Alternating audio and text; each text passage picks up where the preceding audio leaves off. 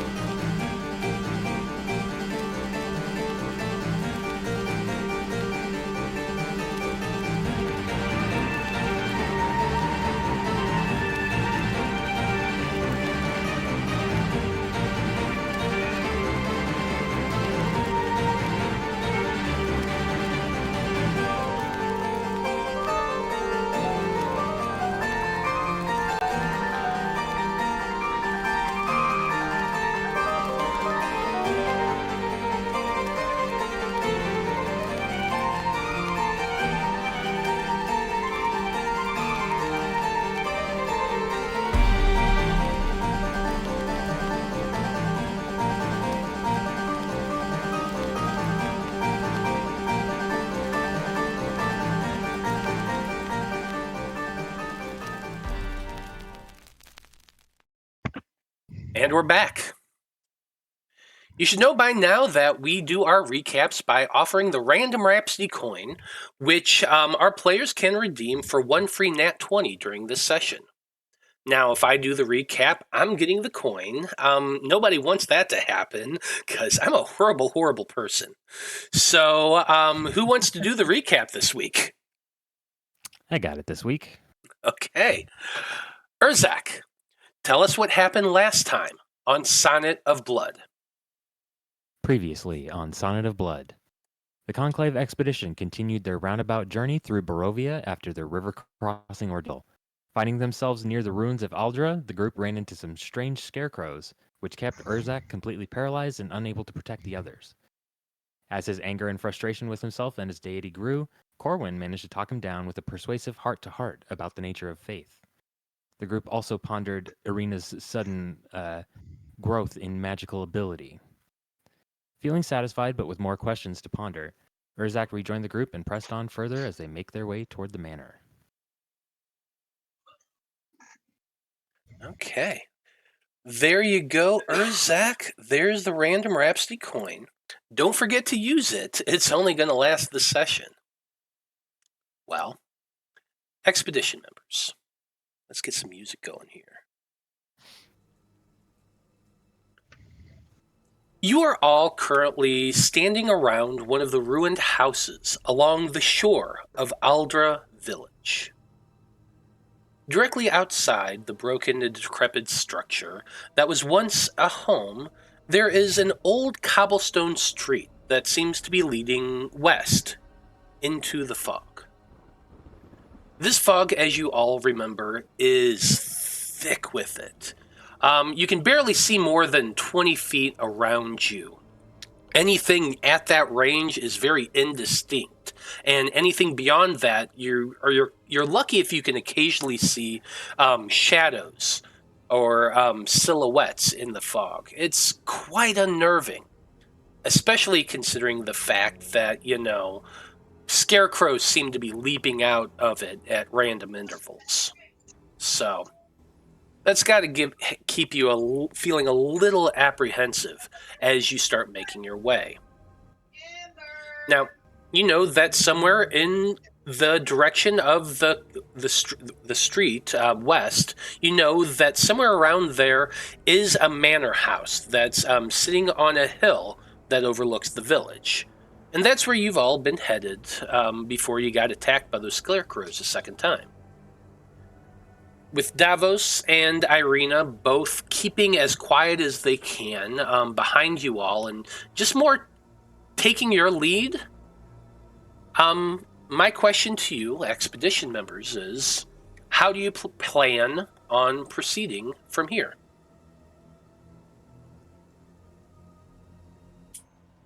Toward the mansion.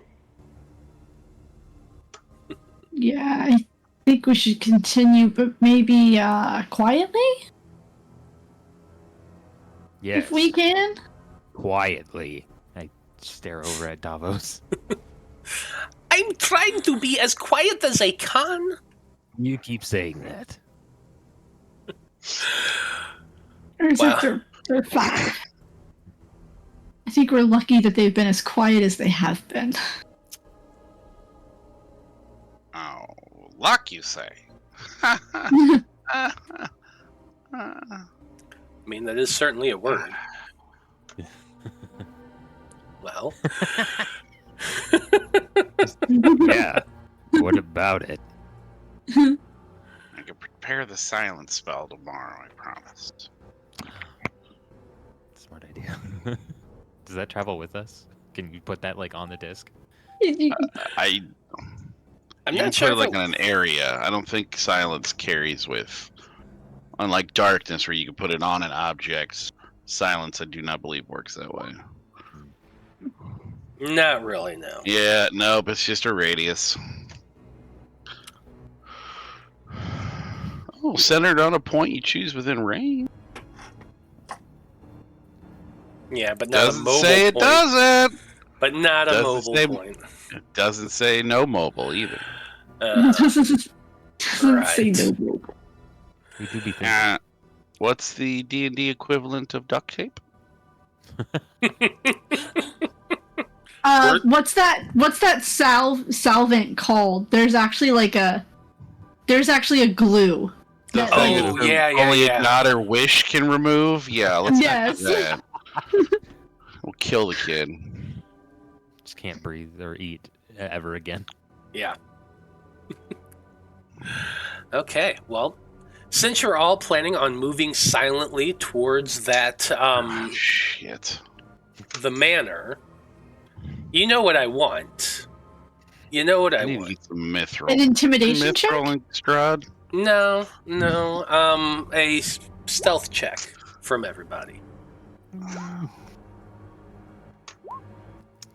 right, well. Oh, I didn't do too bad, actually, considering. Yeah, 11's okay. 15. Yeah, 21? We know there's more scarecrows. Just Yeah, I mean, you assume anyway.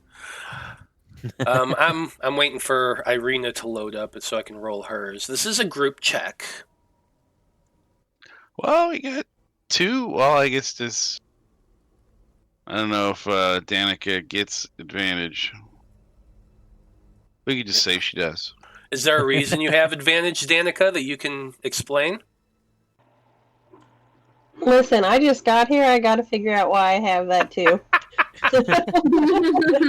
Because we're friends and we all like each other. And Yeah, and we're working we're gonna- together to be. I feel like since we're working together to be quiet, we should all have advantage. Just We have each other's backs. Every time Urzak's too loud, we're gonna, tell him to shut up. Like, we got this. I see. Yeah, I I'm see. the loud one. Well, it's your armor. Well, let's see. Let's take a look at our spread here and see what we got. We've got a 9. We have a 6. Okay. We've got a 21. We have an 11.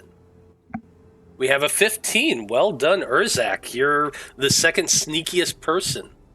Armor who? I'm Irina, barbarian now. Irina rolled a 5. Well, Davos rolled a 10. Yeah. he's rolled worse. I mean, he has rolled worse. That is definitely true. So, I mean, there is a silver lining in everything. You think to yourself as you're making your way into the mist and fog. But it doesn't strike anybody as surprise as Irina trips on her route, knocks straight into Vide. The two of them go down into a heap, pulling Danika along with them. All 3 of them just squawk out in alarm as they all just tangle up amongst one another and go face first into one of those smelly, wet bogs. At which point Davos just cackles in laughter. That one's so funny! You hear as a swarm of more scarecrows come running out at you. Yeah, you knew this was going to happen, so let's just get to it, why don't we? I feel like I want to move you all, but I'm going to keep you on the same map here, just to use it a bit more. But I'm When I gonna turn give on you the guys- stream and it's just Matt laughing at us again. Pretty much. So, let's go ahead, everyone, and just roll some initiative as I set up another encounter. However, Danika, Irina, and Vide are all just in a mass on the ground with one another.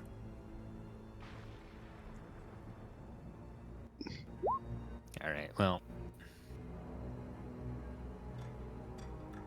Oh, I didn't have my token selected. Oh, well, I got a 6.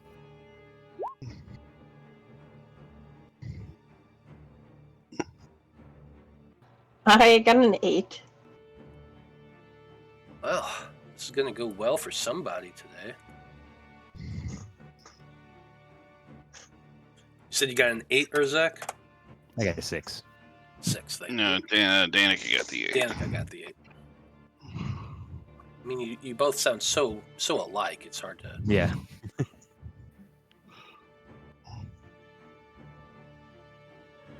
Well, let's say we've got 1, 2, and 3 scarecrows coming out from the mists.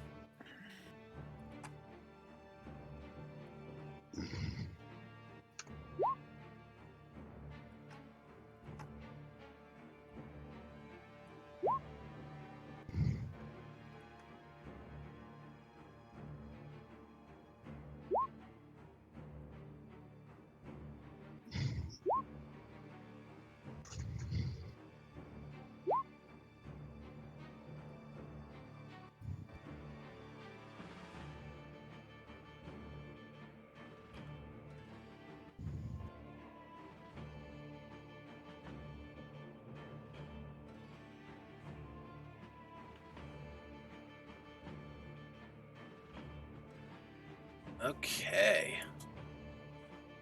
Well, we are starting things off well for our heroes.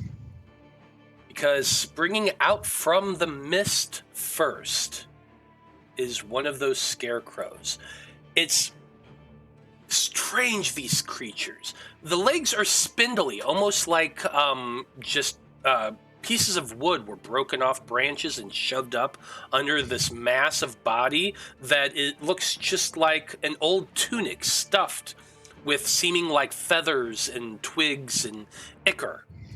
It has a sack for a head, but there's a gash along the front of it in this wide twig-toothed grin, and it has a pair of black holes for eyes with just this hint of an orangish glow coming out from the center of each eye hole. Now, the first one that steps out from the fog is this one over here to your west. It seems to be cackling with glee as it almost runs on all fours a little bit before jumping upward to attack Danika, who is currently on the ground, in a big heap with her fellows.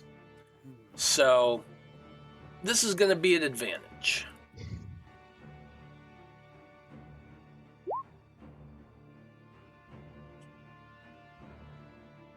Didn't roll an advantage. That's weird. I assume 11 misses. It's not rolling an advantage. That's weird. So the first one was a 14, which I assume misses. It does miss. For some reason, the advantage toggle isn't working on this sheet. Anyway. Nat 20 for a 23. That one does hit. Indeed it does.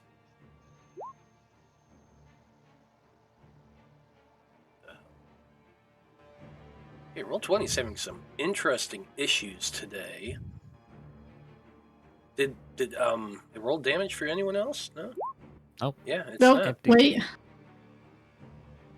What the I mean, heck? it says the word damage, but there are no numbers. Crazy. What are you guys talking about? It says 0.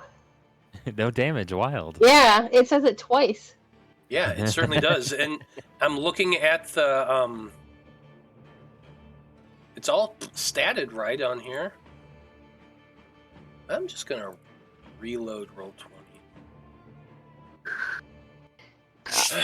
We're having all of the tech gremlins tonight. We really are.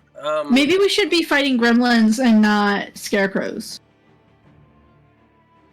Anyway, it was a critical. They do, it's 2d4 plus 1. So I'm just gonna roll that. 6 and 6 is 12. 13 points of damage.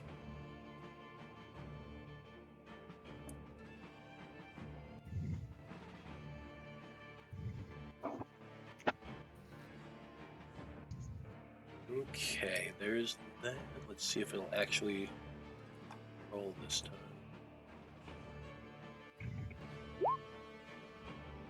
Yeah, still nothing. So weird.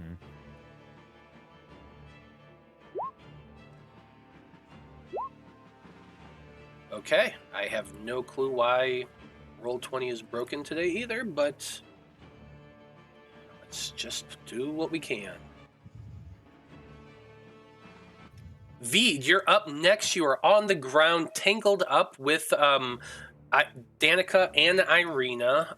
You just saw her get slashed heavily, laying on the ground next to you. What do you do? Can I stand up? You absolutely can for half of your movement. That's fine. I'm going to stand up, and I'm just going to take a slash at that guy.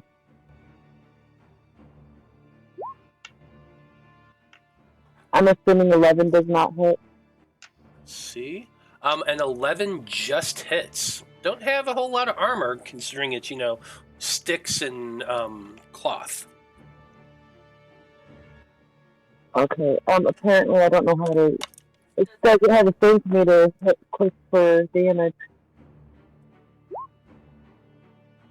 Well, let me roll it for you. Looks like 4 points of slashing damage. That's fine. I don't know if it's my computer being stupid or I don't know. We're just having tons and tons of tech issues today. It's been wonderful. But hey, you know what? We're still playing. It's still working. That's all that matters. 4 points of slashing damage with that Moon Touch Scimitar. You remember how previously when you're fighting these things, your non-magical weapons, such as your whip, was doing very little damage. This cuts cleanly and does the full damage. Good. Is that it for your turn? Yeah, I can't really do anything else, and I don't want to move. Okay. Next up, we have Delphine. Delphine, what you got? I'm gonna firebolt the scarecrow. I feel like that's a reasonable thing to do.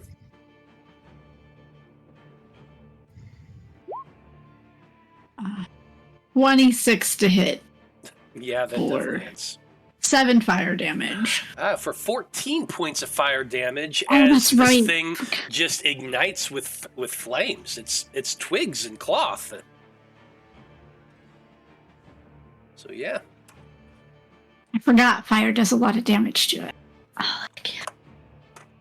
Oh, and that scarecrow that just appeared is looking not too great. Hey, Matt. Yo. Real quick. Last thing, didn't I light a torch? Yes, I believe you did. Okay, thank you. I'm assuming it's still lit then? Yeah, it would still be lit and it's still in your possession. Probably in your other hand, let's say. Okay, good to know. Thanks. Absolutely. That it for your turn, Delphine? Yes. I do not have anything for a bonus action at the moment. Okay. Next up is Scarecrow number 2, who is running out from the mists and is heading right towards Corwan. Oh. Not the little guy. You know, they have to go after the little guy. Not someone your own size. Ooh, that matches. That's an 18, so that does hit. Let's see if it'll actually roll the damage this time. Nope, it didn't. Okay. May I use my reaction to protect Corwan and give the Scarecrow disadvantage? Is probably yes. How does it work exactly? Here we go. I know it's got to be within 5 feet, but is it the attacker or is it me? When a creature you can see attacks a target other than you that is within 5 feet. Then yes, absolutely. You could thrust out your shield to impose disadvantage on that. Yeah, absolutely. You just done it right over your head. Well, you know what? It shouldn't have been an advantage anyway on Corwan because he wasn't on the ground. So I'm just going to take that 4 and call it a miss. Oh, sweet. Well, thank you, big Yay, guy. Paladin! Yeah. Okay, that was his first attack. He does get 2. Second one is a 20. No, that one actually, oddly enough, that one misses. Yeah, I know. Just puts up his shield and goes, all right, you got it. It just doesn't wait for the second attack. And yeah, it's still not going to roll, so I guess I'm just going to be doing dice rolls manually. I was just thinking, what's the roll supposed to be? Does the actual? Let me see if it lets me roll my shit. Does it Well, let Vide roll their damage and me roll my damage. It rolls regular dice, so. Yeah, so it's you take 7 points of damage. Oh, is it a plus 1? Because it's plus 1. I actually didn't roll my Matt rolled it for me. I'm going to see what happens when I roll for Irina. I just want to test this. I just set mine to auto roll damage, so hopefully it alleviates this problem. Yeah, it rolls our damage. Yeah, it rolled Maybe Irina's it's just damage just fine. Maybe it's just that monster stat block. It's weird though. Like I'm looking at the tech for it, and it shows everything's correct. I don't know why it wouldn't. It's just weird. Anyway, nothing. It's not worth worrying about too much. We can just still. It's still functioning. That's all that matters. Next up is Corwan. What you got? Well, don't have a whole lot of spell slots, so unless we're gonna sleep before we face off against the hag, I need to save at least something. So I guess the only thing I got that's really, because that one would be, we'll just do Toll the Dead on him. 14 whiz, maybe 7 necrotic if he fails. Yay! Nice. Failed. 7 points necrotic. Gotta love that. Nice. Yeah. They just be like, got your back. Yeah. No, it just hits him, and he just slapped him back. He's like, you get another one if you want to try to get. Oh my gosh, the ears ringing as you slap him across the face. Yeah. You slap him across the face. Gong. Or like the double ear, like chop, just. Like it. You got anything else for your turn? No, like I said, I gotta hang on to the little bit of spells. Like I gotta go cantrips this whole fight, so that'll be all I got. That is fair. Okay. Next off, we've got Davos. Okay. Yeah, I feel like Davos, he's gonna jump down off the disc and go and move towards a bush nearby. 5, 10, 15. I'm gonna move him to right here, 20, and have him hide behind this wall. I feel like that's a smart move for old Davos, considering those guys are kind of close. He's gonna make a hide check. He ducks behind this wall and then yells to everybody, "You can do it! I know you can!" Completely destroying that, yeah. This kid is not built to be a rogue. Nope. No, he's really not. He's really not. This kid is built to be a kid. What? No. Everybody It has to have a is- class.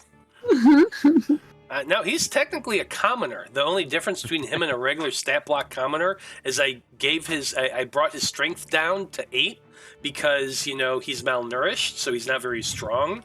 And I brought his charisma up to 12 because he is cute, even though he's annoying as hell. That's why we keep him around. Kids have to be cute so we don't kill them for being annoying. It's true. Irina is going to get up as well, and she is going to cast a sacred flame at the scarecrow.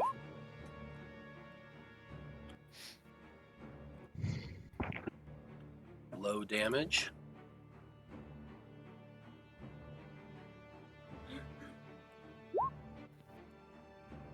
That is a failure.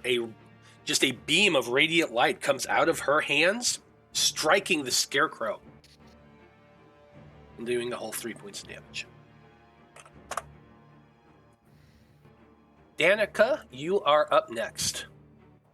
Danika is going to use her rapier and stab at it. Oops, wrong button. Da-da-da-da-da.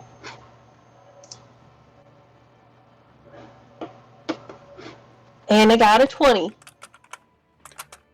Damn, yeah, 20 is going to hit.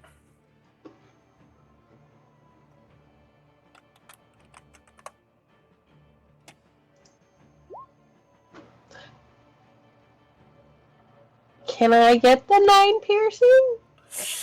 Well, I wish I could tell you yes, you do. However, as you stab into the scarecrow with your rapier, it goes in cleanly, but it's a thin piece of metal, and it's like sticks and stuff.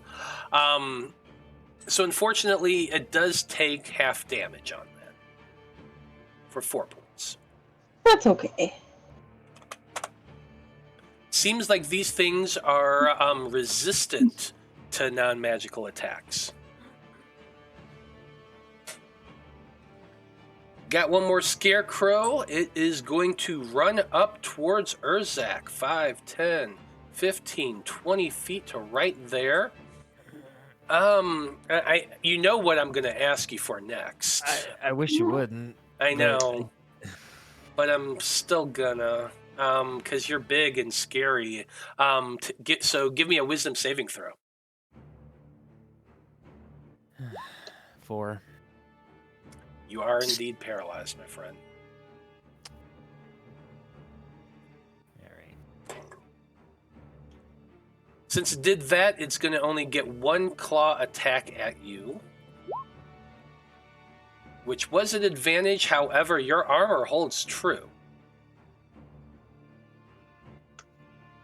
And you do not take any damage.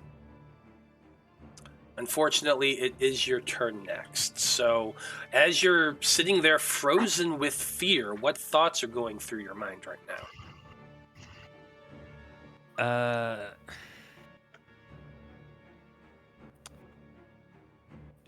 Honestly, I got nothing at the moment.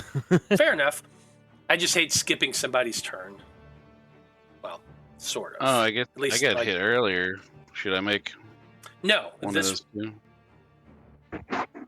Actually, okay. you should have... There is something you should have done. It didn't pop up on the thing, but thank you for reminding me. I did need a wisdom saving throw from you to on that claw attack that you took. Then never mind, you don't. No, I get advantage, but nice. Okay, yeah, you get advantage on that. I mean, you can still roll a 1 and a 2. I mean, a 2 and a 3. Now he's back to back with Urzak. He's like, "We got this, buddy." And he's like, "Buddy, all right, buddy," and he's just like, "Yeah, God damn it again." It's like, "I'll get you. Don't worry." Well, next up, it is the top of the turn order with a Scarecrow. The Scarecrow is going to try to do the exact same thing at Danika, now that Danika is standing up. Or actually, no, I'm going to say they're going to do that at Vide, because Vide did a bit more damage the last time, and he's wielding that magical scimitar. So Vide, I need a wisdom saving throw from you.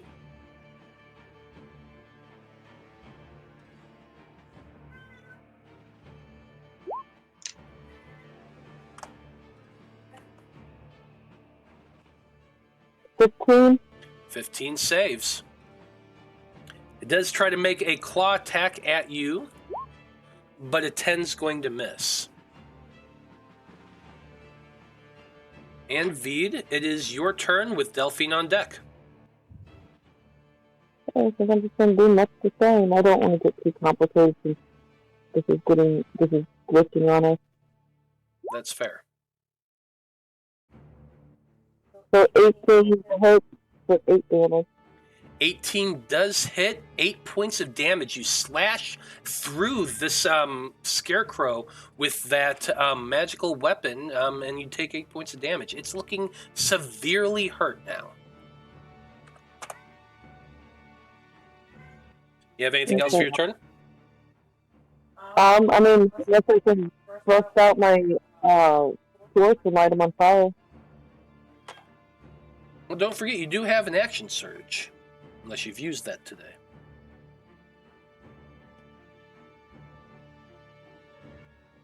I have not, but I kind of want to save that for when I super need it.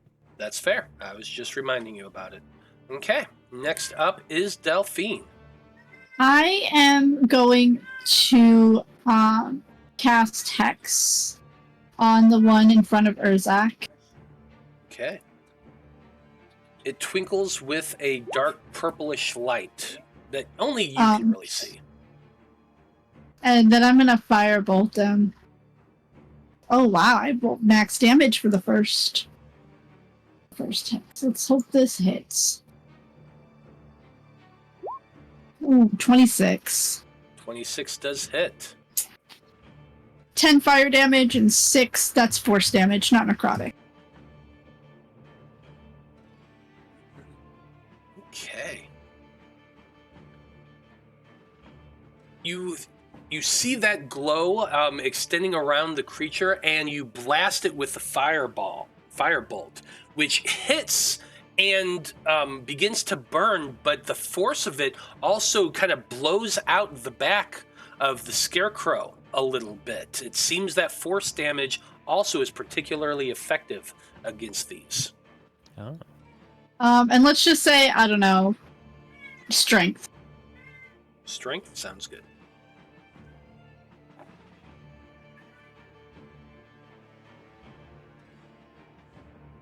And that's gonna be my turn. Okay. Actually, no, I lied. Nope. I am going to take a couple of steps back, just closer to Davos, just in case. As you turn to see a scarecrow eating his head. Oh, God. No. No, Not the child. I kid. Next up, we do have the Scarecrow. Scarecrow is going to do his terrifying... Let's see. I'm going to say, since that failed the last one, he is going to be making 2 claw attacks at you, Corwan. Oof, I rolled a 5 and a 6. Ouch.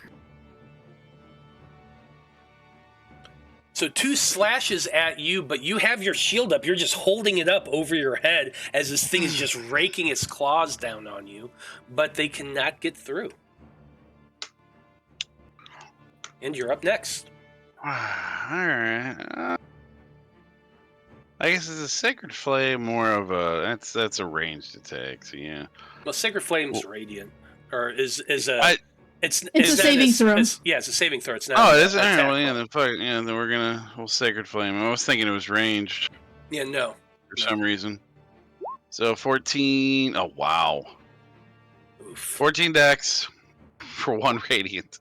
Hey! He takes his 1 radiant. Ah! How many times I gotta tell you? Keep your hands to yourself. Yeah, you know what? I don't want to hear any talk back. We're just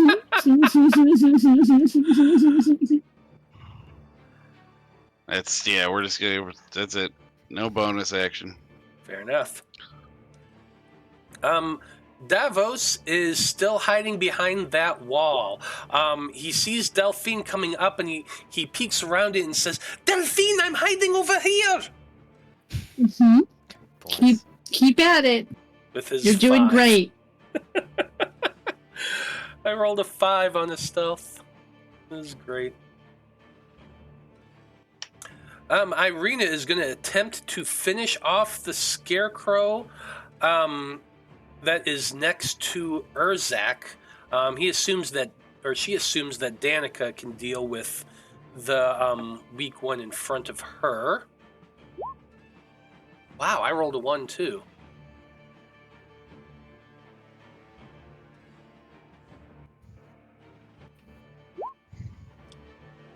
Yeah, the Scarecrow does take the 1 point of damage. We are rolling great today, folks. Absolutely. Yes, we are. Danika, you're up next. Danika is going to try using her silvered hand axe to slash at it.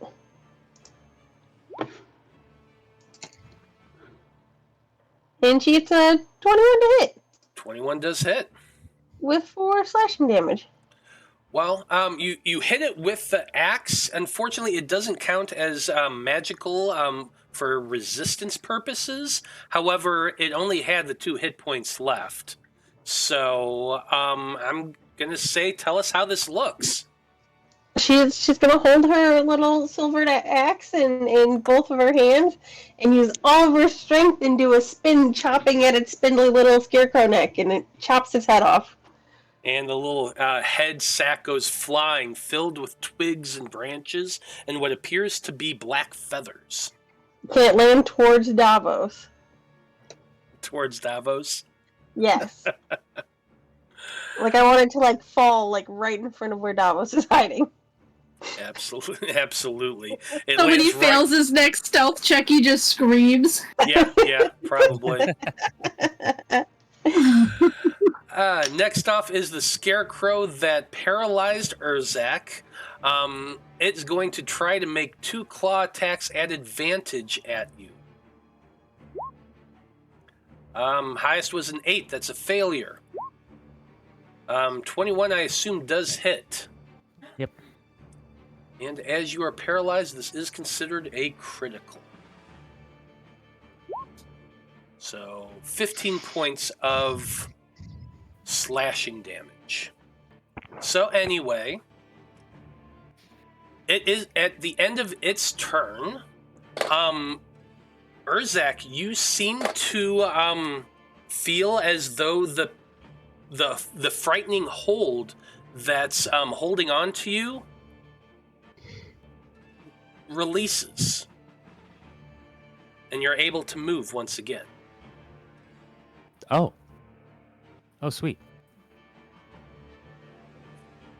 Almost as though you're starting to get used to this effect now that you've felt it a few times. All right. Just Which is- kind of takes a second and cracks the neck. All right, enough of this. It is your turn, so what are you doing? All right, I'm going to start with a bonus action. I'm going to cast Searing Smite.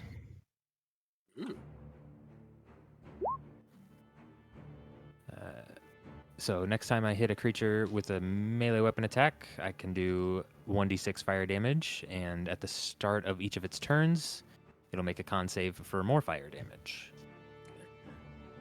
I like it. So I will do that, and I will take an attack with my axe. That is a 23. 23 does hit. So we will do 10 slashing, and I need to find just a d6. 2 fire damage, which becomes 4, I guess. It does become 4. So it had 13 hit points left, just so you know. So tell us, as your axe begins to glow with these flames, how does this look? So Urzak feels the paralysis finally wear off and is kind of thinking to himself, it's pretty bad if I'm getting used to this at this point. There's a moment where he concentrates really hard, and a lick of flame ignites on the blade of the axe as he brings it down in a 45-degree angle and just bisects the thing and bursts it in flames. Yeah, just the bisect. In the bisect cut, that's where the flames begin, and it just spreads upward and around, creating this almost bonfire-like appearance as the thing tumbles and falls down. You notice in the corner of your eye that Irina is standing about 10 feet away from you, and she kind of glances back and is watching this. And there's just this look that comes across her face, seeing this creature begin to alight in fire and burn away like a bonfire. And she kind of, for just a moment, what's your passive insight? Probably not very high. I think it's 12. Insight plus 10. Yeah. Okay. With your 12 in passive insight, you get the sense that it kind of caught her off guard and made her a little bit afraid for a moment. She takes a step back and has to compose herself again. All right. I clock that and just think to myself, all right, questions for later. And that's my whole turn. Okay, wow. We are at the top of the turn order with Vide, and Delphine is on deck after that.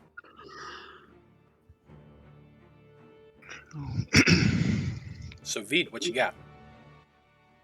Alright, is this one over here by Claude? Yep. Okay, I'm gonna mosey my way on over there.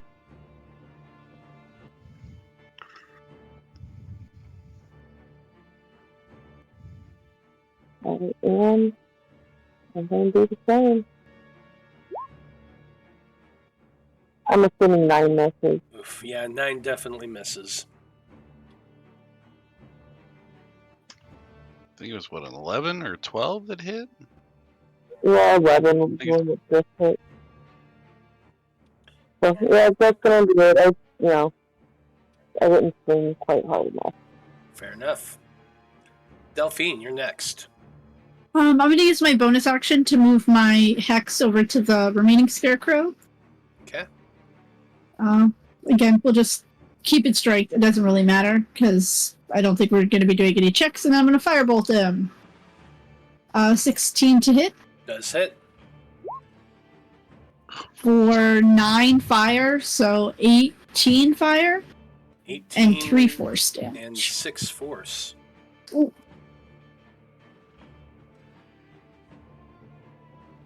Oof. Big hit. It bursts in fire, and the force of which just explodes half of this creature's back out again. It's now on fire and kind of flailing about in pain, but barely hanging on. Barely hanging on at all. And that's going to be my turn. It is the Scarecrow's turn. It is reacting wildly, just flailing about, trying to strike at anything. It's going to make 2 claw attacks, one at Corwan and one at Vide. The 15 is at Corwan, the 9 is at Vide. Both miss. Corwan, what can you do?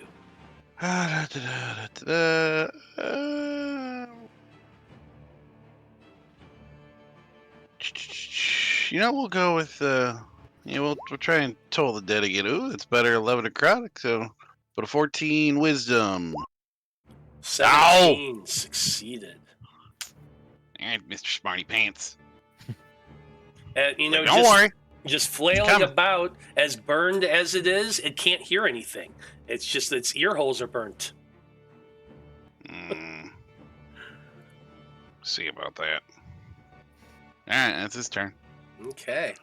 Davos's turn is next. He sees that head of the Scarecrow just land at his feet, and he screams as the top of his lungs, "Ah!" and goes running at full speed towards Delphine. Just latches onto her leg. They're there. You're okay. They're there. Just awkwardly patting him with my hand. As I say, I haven't pulled out my blade, so Yeah. Okay. Irina's shooting a sacred flame at the Scarecrow. Succeeds with a 15. God damn. Danika, you're next. Can you take out this final Scarecrow? Oh my goodness. Danika is going to cast Vicious Mockery at it.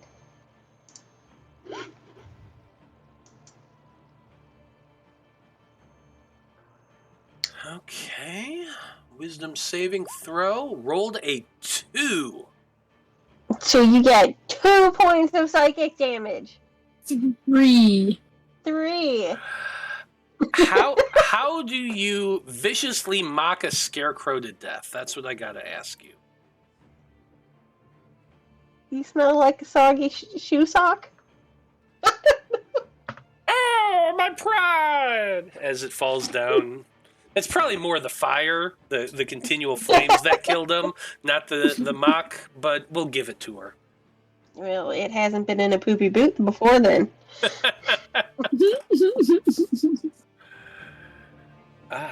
But with that, fortunately, the scarecrows seem to be dead. And you all pause for a moment, looking around as Davos is just latched onto Delphine's leg.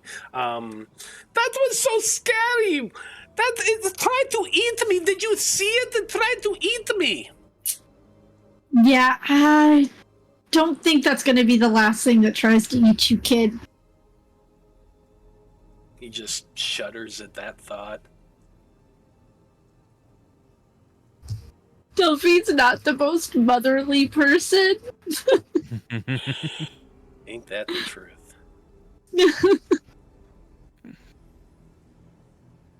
Well, you pause for a moment, kind of just looking around, the kids kind of being loud, so you're like expecting more scarecrows at any moment, but for at least the moment, it seems nothing else is coming.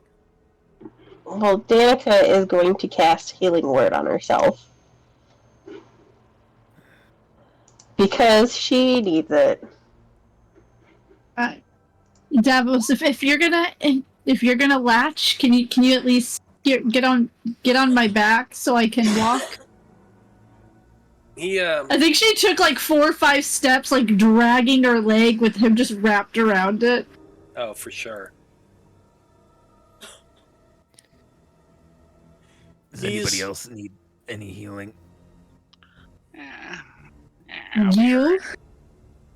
Yeah, I was making sure everybody else was okay first. I think I might be able to help you once more, but this is going to be the last time, I think. Irina tells you. It's okay, you can save it. I can take care of myself. I just needed to make sure everybody else was okay first.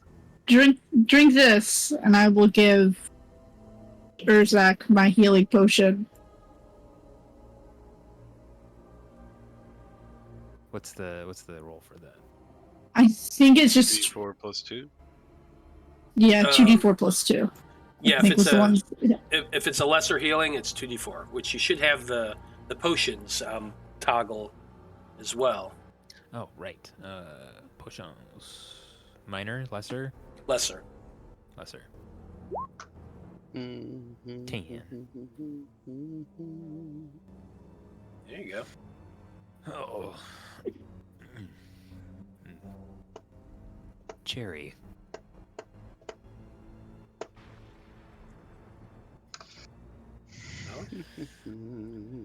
What are we all doing now, expedition members? We still want to try and get to that manor house. And yeah, we'll keep going. hopefully we can get a rest. Going. Check it out. Might as well.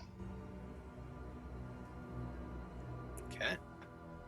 I would like another group stealth check as you all get in close to one another. Davos is riding on Delphine's back like Yoda. Let's go 21. natural 20. Yes! Well, my I'm special, so I get to redo that. Because But we're gonna see how bad this goes. So it's just so I guess I just do one more roll. I don't roll twice. Yeah, so this will be. Just I'll roll just a do a d20 and add plus 2. It's plus 2. Yeah. Yeah. It's better than 3. So it's a 9. Okay. well, at least 3 of us passed. Yeah. 1, 2, 3, 4. It looks like. Irina rolled a 21. Vide rolled a 19. Delphine with your 24. Danika with her 21. So it's just clink, clink, clink, clink. Hey, everybody! Yeah, so it's just the heavy boys and the boy. As you're all walking, you're back on the cobblestone road, making your way through the ruined village. Davos, everyone can hear Urzak clanking. it's impossible not to hear this. Everyone else is moving very stealthily. They're watching for those bogs, the wet points where that's just going to slosh. But it's really hard to for Urzak. And you just clank, clank, squish, clank, clank, squish. And Davos just turns and says just very blithely, "If only his armor was not so loud!" With his 7. Like a vein pops on Urzak's forehead. No doubt about that. Okay. Yeah, that heavy armor the two of you wear just kind of make things a little bit difficult. But fortunately, other than that, nobody's making a sound, so for the most part, your group is moving somewhat stealthily. You continue on, making your way towards the interior of the village. And you can see that as you're moving along, the cobblestone road actually tees off and heads towards the north. You're guessing that that route leads towards the center of the village, which is where you had all heard the hag Baba Lysaga lives in a hut somewhere in the center of the village. So you're pretty sure if you were to follow that road heading north, you'd probably come towards the village center. But I assume you continue on west, making your way as quietly as you can, or not west, sorry, east. Yeah, sorry, east, making your way east towards the manor house you had all seen on your approach, which is going to allow me to move you to a different map. Oh. Map. Bum, bum, bum, bum, bum, bum, bum. You continue onward for another 15, 20 or so minutes. And as you do, in the distance, you can see that the ground is beginning to incline upward. The cobblestone road is starting to make a little bit of an ascent up a hill, telling you that you're probably getting closer towards the manor house. You continue making your way along that path, and I need everybody to make me another group stealth check. Why must you hurt me like this? It's an 8. I just rolled another natural 20. I'm sorry you're wasting these on these group stealth I checks. know, right? Use that natural 20 on a firebolt towards one of these scarecrows. Davos did better than Irene. I've got to make up for the 7s that are going on in my ear. Yeah, there are a lot of them, unfortunately. None of you are, other than Delphine, none of you are moving very stealthily. And with every clang, every clack, every squish into some muck, you all just freeze and grit your teeth in anticipation. But you continue making your way along. Nothing jumps out of the fog just yet. But your approach is definitely heard. Now, who has the highest passive perception in the group? Cog's got 14.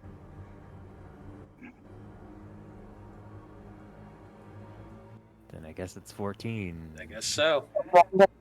Well, Okay.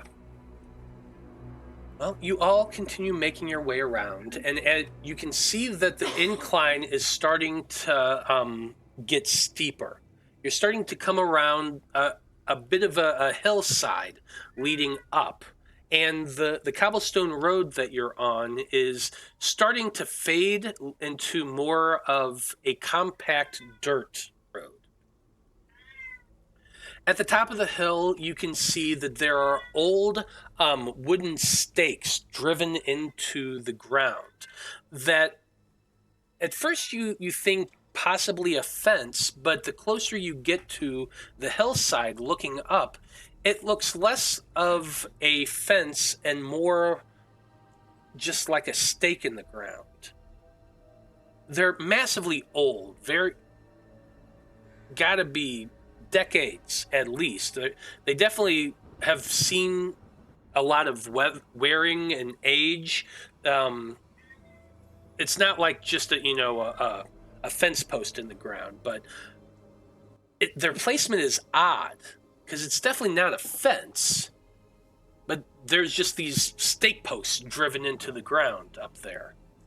And the closer you get to them, the darker they look. You realize the darkness on the top of it could only been made by blood. Ancient blood.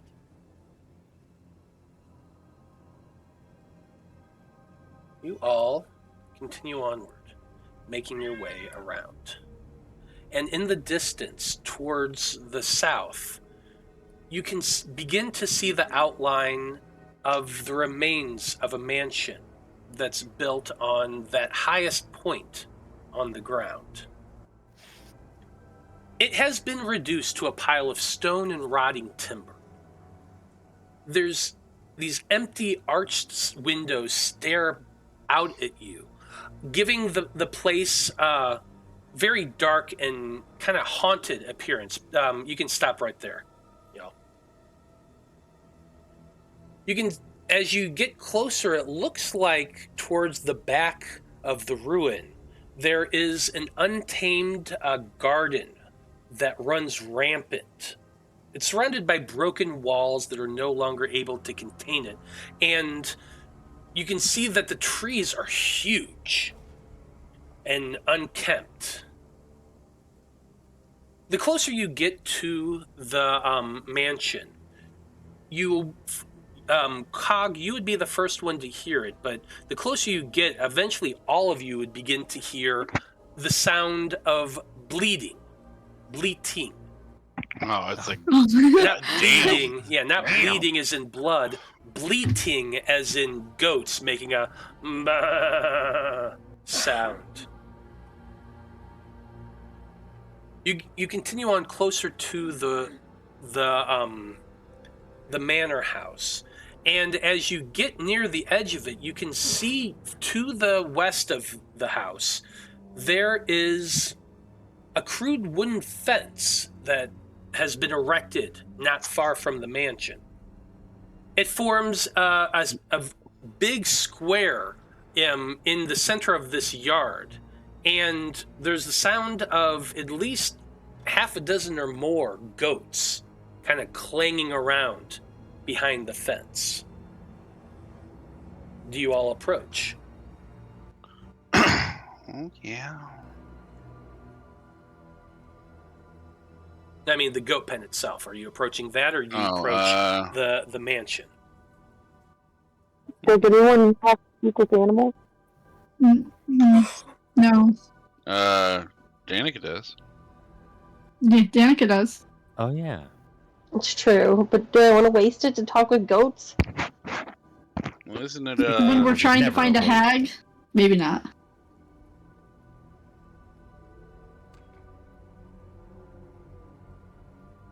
We can always talk to them later, I guess.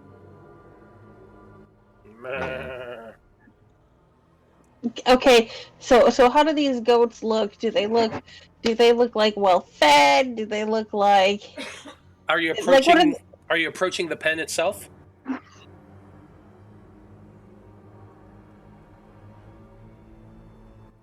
I am. Okay. Give me a perception check. I'm gonna perceive in a second. Now, as you're walking towards the fence, the closer you get, you notice that there's something peculiar on the top of each of the posts of the fence. There is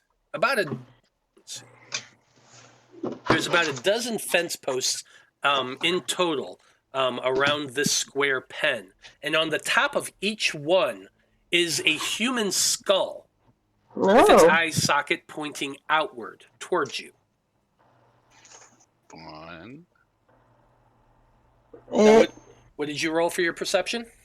I got a 5. Nice. It's difficult to tell. You've never really been around a lot of goats, and they're very, very shaggy. Like, they got tons of hair that's just kind of caked with dirt and looks like they haven't been shorn ever. So it's just this long, lanky hair that's all over it, and it's difficult to tell whether or not they're well-fed or not. But there's a dozen of them in there in total. Danika is going to point at Delphine and cast a message, and she's going to tell her about the creepy skulls and ask them if they have something to do with hags. Would Delphine know if skulls in particular have something to do with hags? Do I need to make like a history check or something? I mean, just in general, skulls, hags, I mean, I mean, they could be, but I mean, not specifically. I mean, is it used for like warding? Could it be some sort of like Could be warding. It could be some kind of warning system. Yeah, that's more of what I'm asking from Delphine, if she has any idea. For that, you could come up and make an Arcana check to try and examine these skulls and try to make a determination what's going on with them. Yeah, I'll get closer to the skulls and see if I can figure something out. 17. Should have cast Detect Magic, but that's okay. 17. You walk up to the skulls and begin examining them. The first thing that you notice as you walk around this pen is that all of the eye sockets are pointed outward.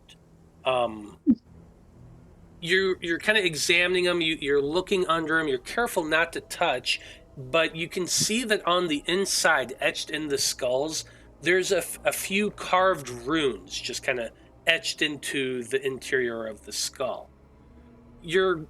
It's difficult to tell the exact nature of the enchantment, but you're fairly certain that this is a warding device of some type.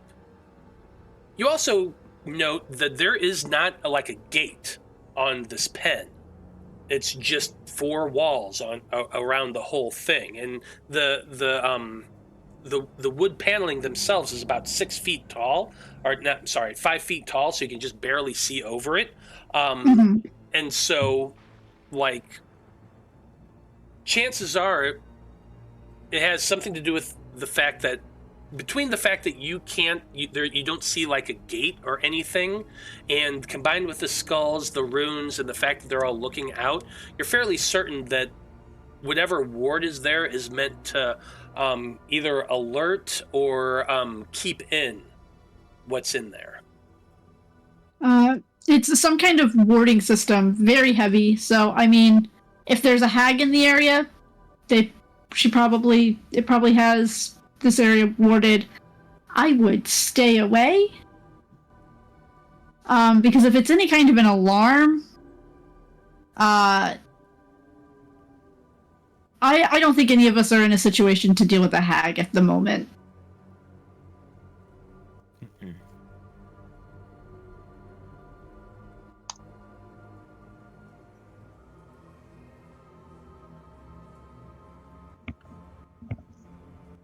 Okay, well, what do you want to do from here?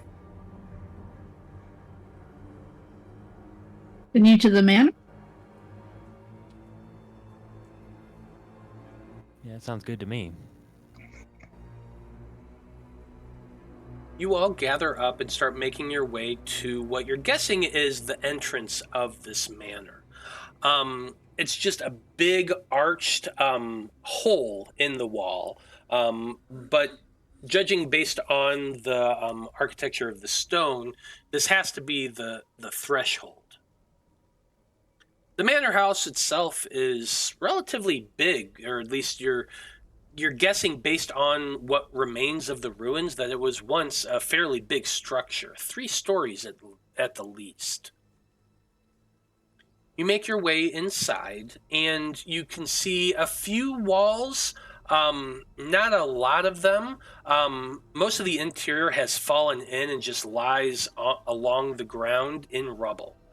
You can see that towards the western side of the building, there is the remains of a fireplace still intact.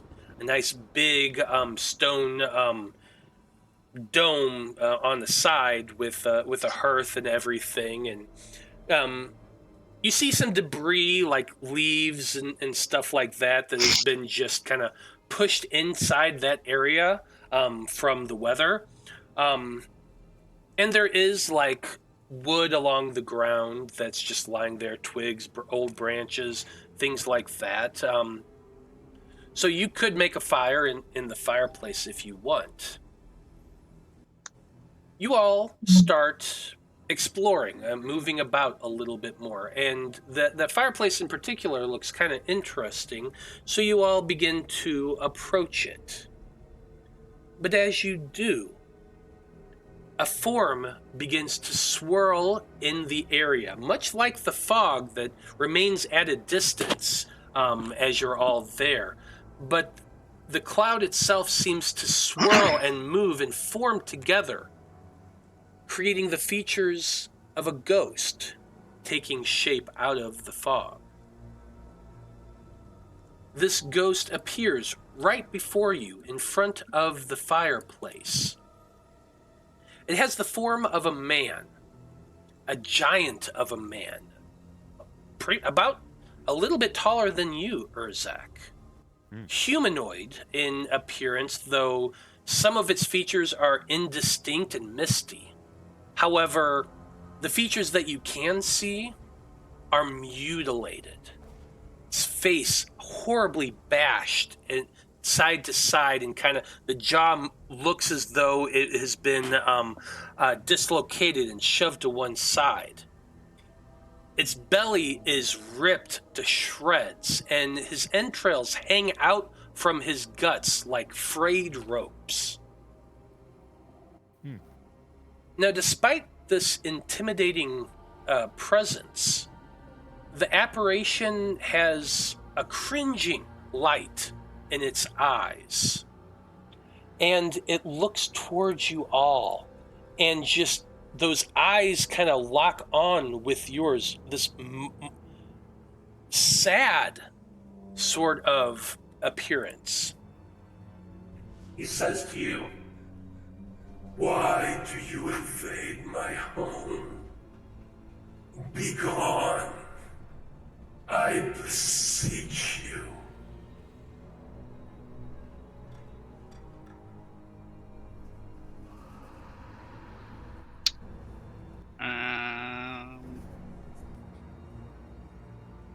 Hello. I wouldn't call it invading, sir. More like looking for shelter. Seeking answers, help, what happened here. That's why we're here. Not here to do harm. Here to help if we can. Can I help all of Barovia, in fact?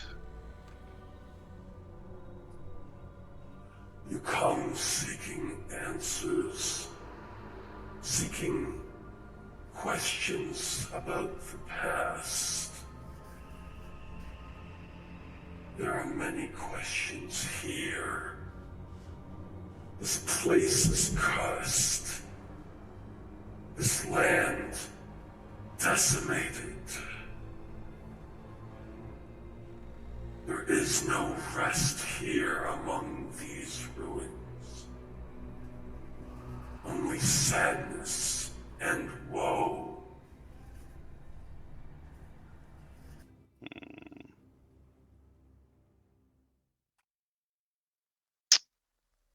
The ghost looks to each of you just mournfully. looking from one to another, but he does not seem hostile. If anything, he seems kind of sad and horribly traumatized. What kind of sadness have you experienced? Make a persuasion check.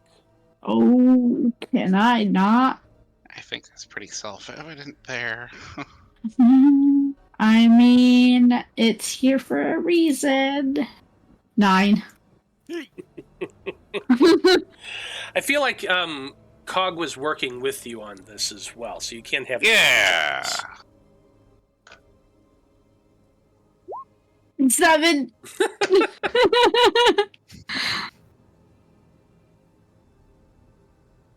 Delphine trying to be empathetic. Not her strong suit. She is Fae.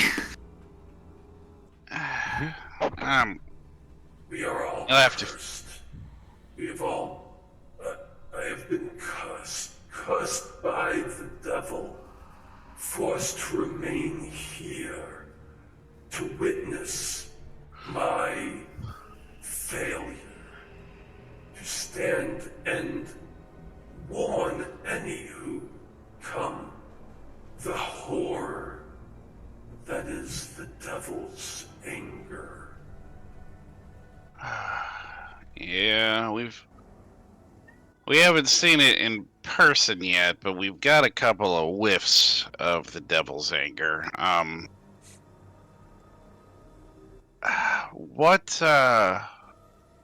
mean, you say you're trapped here as a witness. What other things have you witnessed here? The ghost hangs his head in an action that you can only interpret as shame. He says to you all,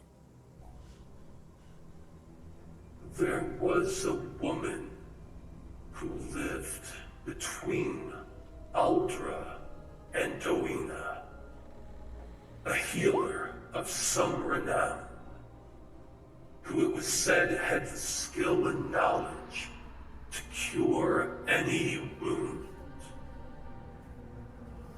She lived a solitary life, helping those who came to her home seeking her aid. Some claim she had a husband, a man who constantly traveled between the villages and was rarely there. One day, Father Corwan, the priest here of Aldra, came to me, claiming to have been given a vision by the Dawn Father about an evil witch living within our midst.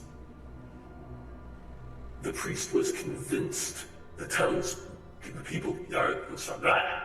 The priest... No. Yeah, sorry. I'll try that again. The priest convinced the townspeople and myself, I am ashamed to admit, that this witch was in league with the devil and was using her black magic to corrupt our souls one by one. The priest led men to the village to seize the witch and to bring her here for her trial. I myself was forced to sit on the trial and preside over it along with the priest. The townspeople all listened to his words, heard her arguments, but condemned her to be burnt at the stake.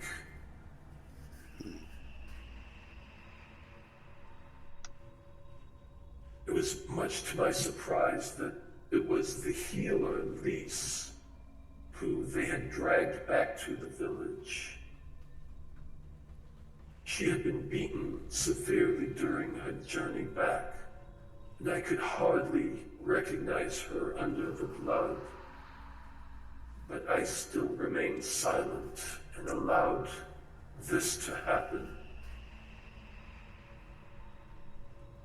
The father tied her to the stake himself, and the entire village stood watch as a pyre was built around her and lit ablaze.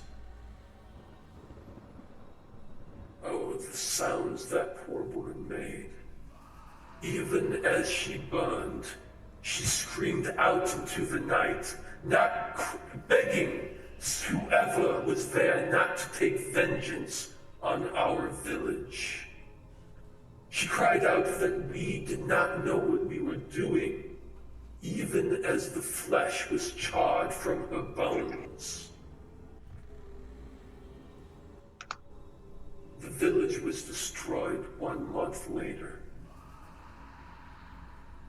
The ground where the pyre was built had stood black with soot from the moment that happened. And I was amazed to see that the river itself flooded over the banks, destroying all of the huts along it. The river brought with it hundreds of horrible monsters, which rose out from the water and slaughtered my people. I tried to flee, but the moment I turned, there he was, the devil, Strahd, our lord. Behind him his castle loomed tall. I could not understand it, but he was there. He pulled the truth from me with little effort, and with each word that I spoke, the more hideous and monstrous his face became.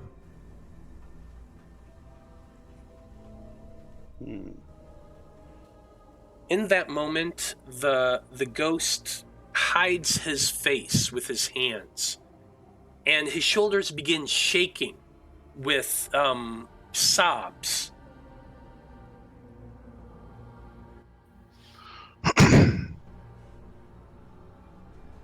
He left me for last, paralyzed at the top of this hill, so that I could watch as he butchered every last thing in Aldra.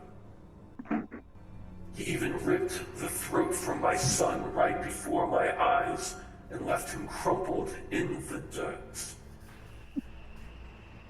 The last word Strahd said to me was, "You will never find rest for what you have done.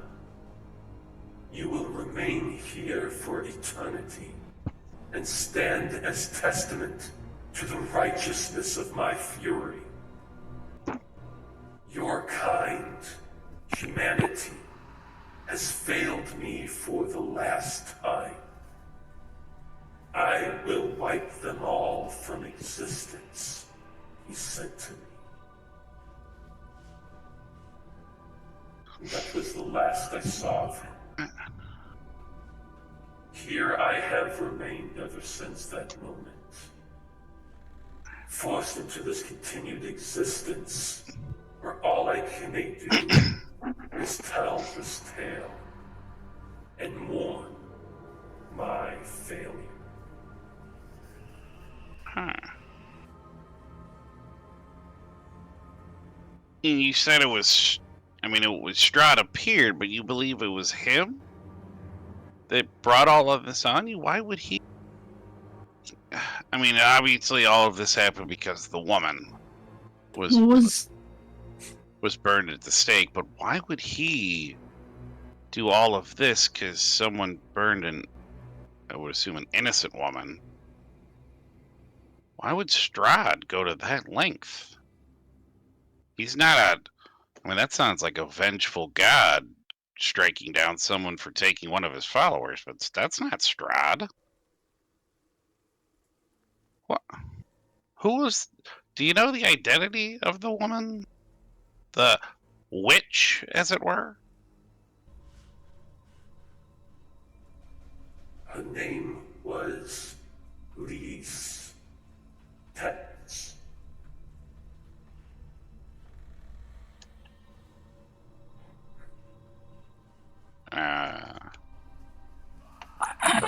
Perhaps now without the creepy voice, so we may understand it better. Sure, absolutely. Lise, Liese, Tepis, Tepis. Huh. I wonder what she...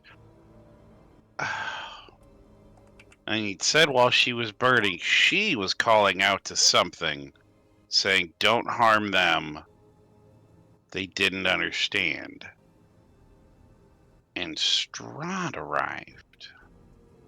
Delphine is kind of standing there, like her arms are crossed, and she's just holding her tongue, but she is tapping her elbow kind of audibly.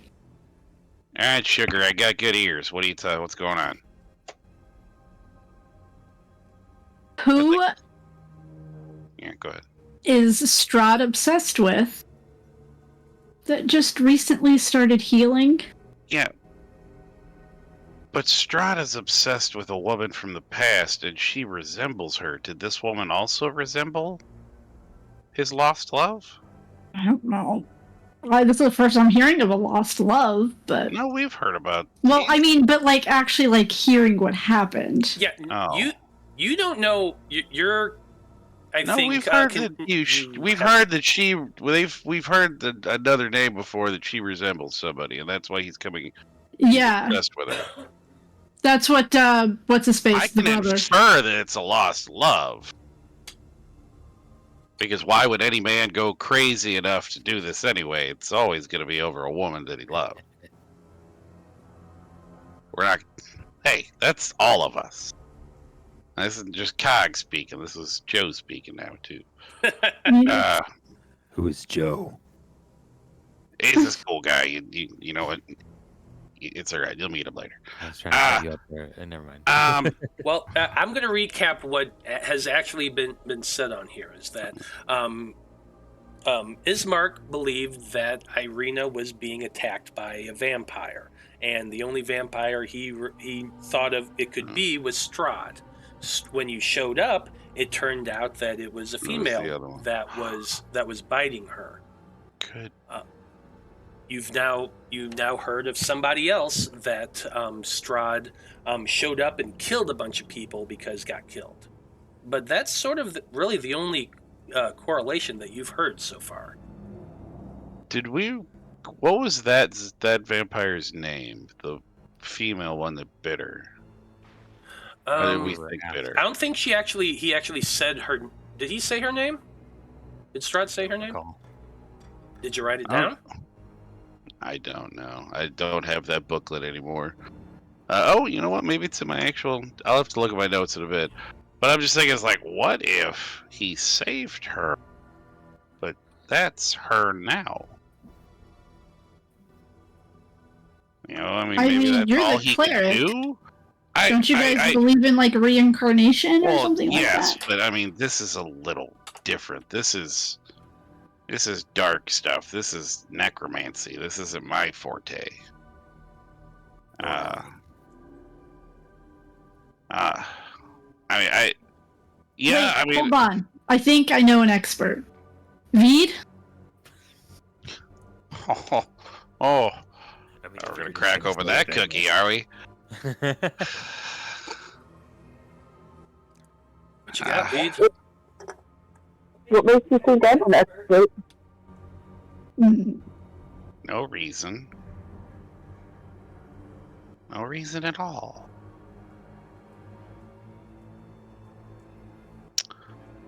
Alright, so...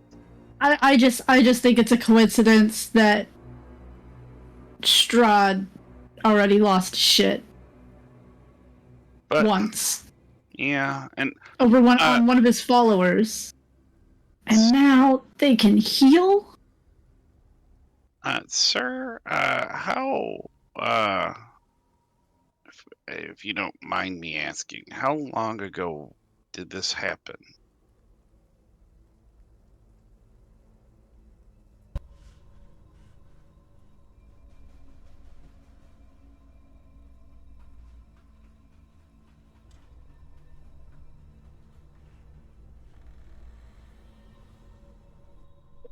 It's difficult to tell time these days. If I were to hazard a guess, 35, 40 years ago. Alright. Perhaps as much as 50.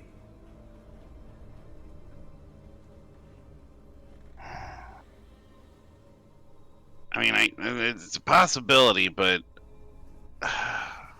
did this woman, this Lise, she was healing for a while. It wasn't do you know if she just all of a sudden became this way and all of a sudden you started hearing stories of this, or was this something was she doing this for a while? The healing part, helping people. She had been helping people for many years, 5, maybe 10 at most. I don't know where she came from before that. She moved to outside the village one day and set up her home there. Many people from the village came to her, seeking her aid.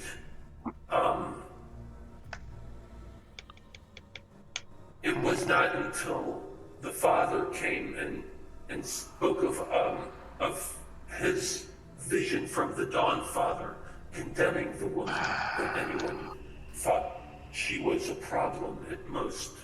She was considered odd and eccentric and an herbalist, nothing more.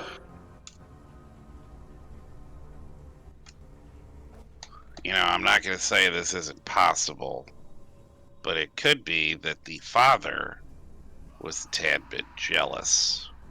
Somebody might be, I don't know, stealing his thunder for helping. And magically, he gets a vision from the Dawn Father. It's happened before with men of faith. They lose their way. I'm not saying that's what happened here. This totally could be something that maybe he did receive a genuine vision, or you said that there was a witch corrupting the minds of your people. Maybe it corrupted his and pinned, this vision on her. Maybe this hag that's here now maybe that's the corrupting spirit. Were there any books that survived this wrath? I did have a small library that I owned, but he kind of puts a hand out. Nothing here survived.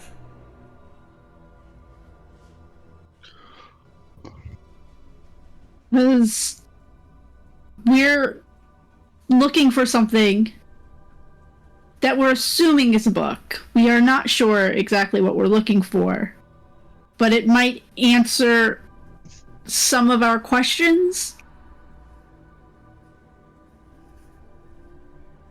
And I'm referring to the first Taroka card, the Conjurer, because it should be here somewhere.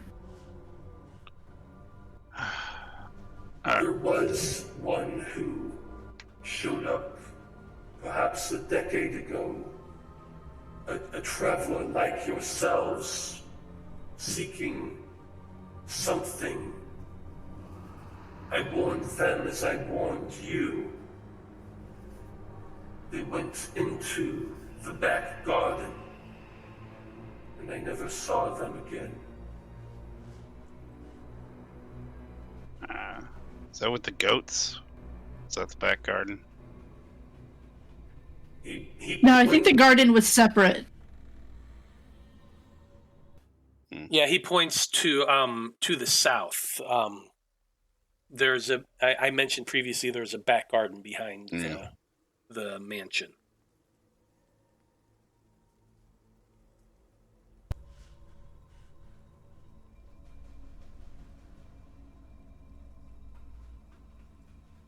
If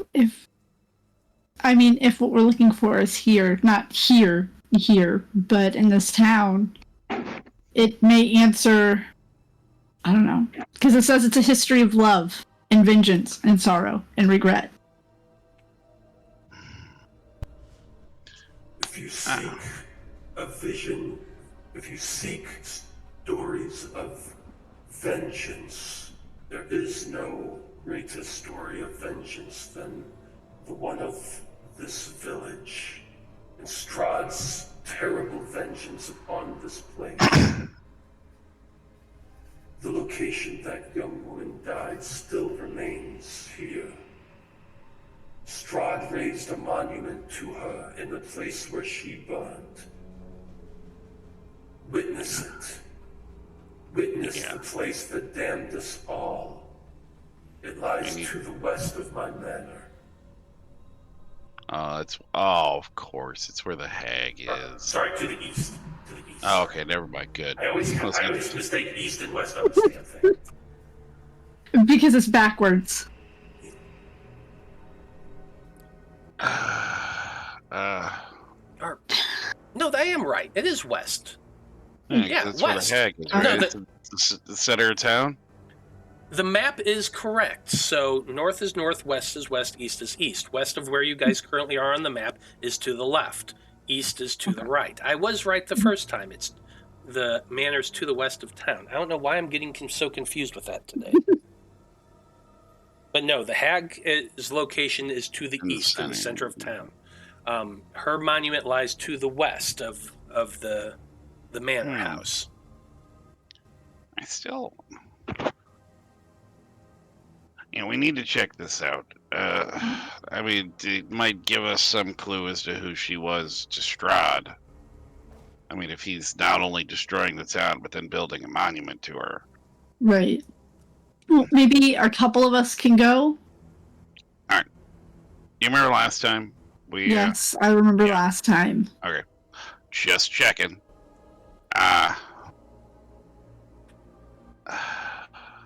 We need to find out her story, and if we can, cleanse the area. I don't know how we're gonna do that, but we need to figure out a way to. If I get some rest, I can prepare a ceremony spell, but that doesn't really do what I think we need to do.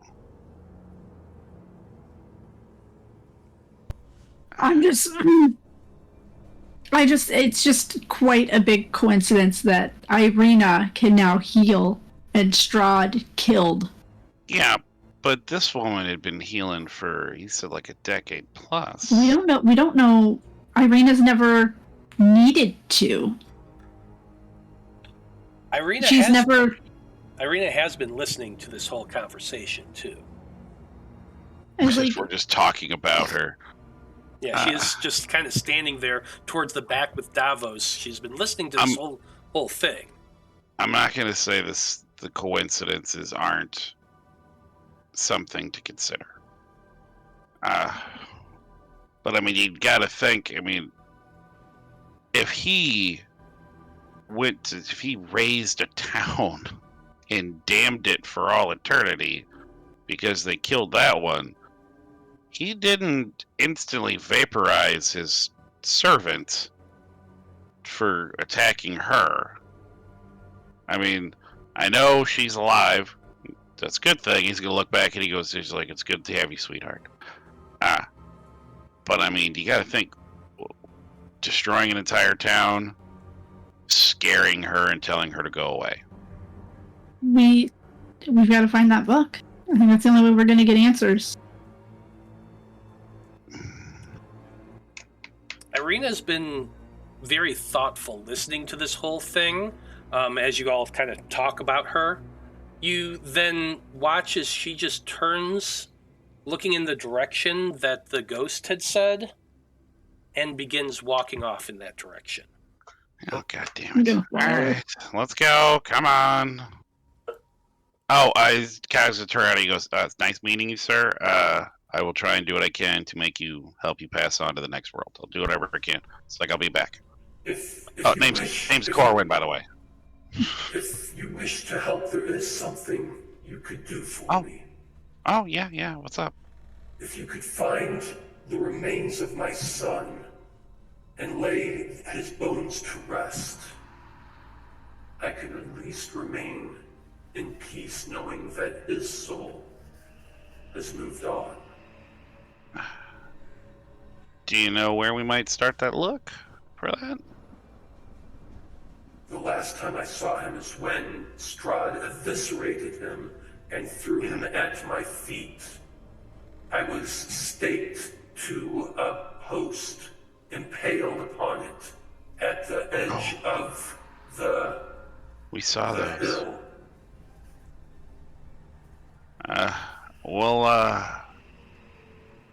We'll do what we can. I promise I will do what I can. Please do so. If you do, I will reward you as I can. I promise. Kyle just like bow, say a little prayer. He's like, we'll do what we can. And he's like start huffing. A little 25 feet can carry to catch up to the woman that's just walking off. Yeah, that's exactly what she's doing. I'm following. I didn't see what direction she went, but To the west. We is a She's strong turning word, to the Vide. west.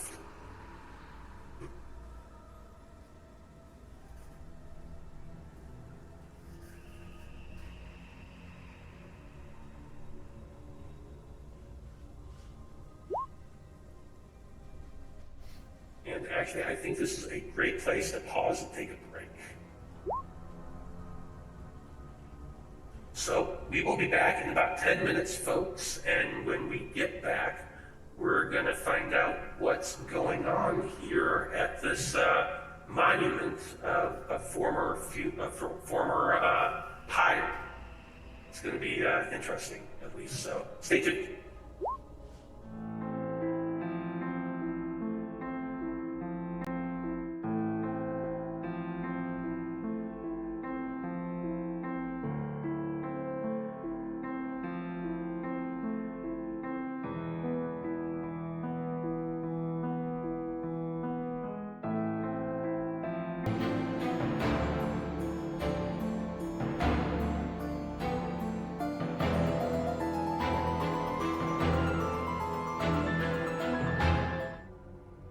Howdy, everybody. We are back, and when we last left off, the Conclave Expedition was making their way towards what has been described as a monument to this individual who was burnt at the stake here at Aldra Village. As you walk along the darkened lawn, that is around this mansion house, you can see in the distance through the fog a silhouette of... It's hard to tell at first, but the closer you get, you realize that it is in fact a statue made out of stone that has been pulled up out of the ground, almost as it looks like a fountain of stone rose up out from this large, round, blackened area of grass. And then this geyser of stone was melded and shifted somehow into a statue, because the base is just pulled upward stone. And then from there, it's like someone came in and carved and chiseled out a statue here. You're gazing up at it, and like I said, completely encircling this statue is this ring of black grass that as you step toward it and look, it's almost as if the grass itself has been charred away, but still remains frozen in this perpetual state. There's more debris around the statue as well. Charred bits of wood, ash piles, things like that are just perfectly preserved in this location. But then your eyes gaze upward at the stone structure, which now that you're close enough, you can see the full details in through the mist. And you can see that this dark stone statue is crafted in the shape of a woman tied to a stake. Her head is thrust upward in a silent howl that you can almost hear in your minds as you look upon her. There's this feeling of dread that kind of just permeates your soul at the closer you come towards it. And as you all kind of make a ring around this blackened grass area, I need everybody to make a wisdom saving throw.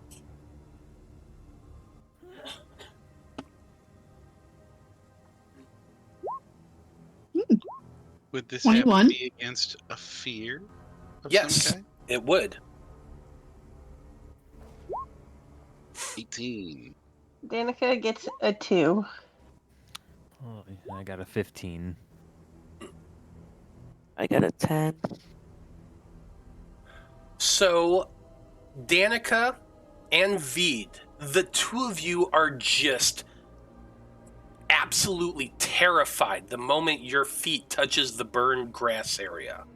Like, it just fills your heart, and you inevitably takes a couple steps backwards.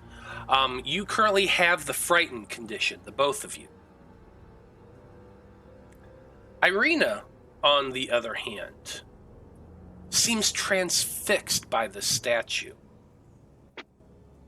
She's gazing upon it. Her eyes are wide and her mouth is kind of slacked a little bit as she steps forward onto the grass. But her movements are jerky and uncertain, almost as though she's unable to stop herself. You all watch transfixed, and in the back of your eyes, in the corner of your eye, you see Danika and Vide backing up a few steps in the same moments that Irina is stepping forward. So it's hard to judge who to look at in that moment, but then you watch as Irina reaches out and touches the stone where the hem of the robe is. Suddenly she wheels about, dropping to her knees directly in front of the statue.